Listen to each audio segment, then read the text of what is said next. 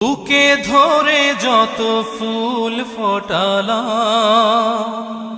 সে ফুলের কাঁটা ছাড়া কি পেলাম?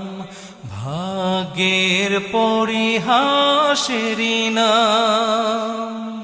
বুকে ধরে যত ফুল ফোটালাম, সে ফুলের কাঁটা ছাড়া কি পেলাম?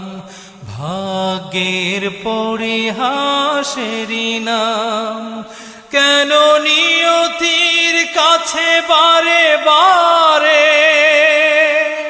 হেরে যায় মানুষ এমন?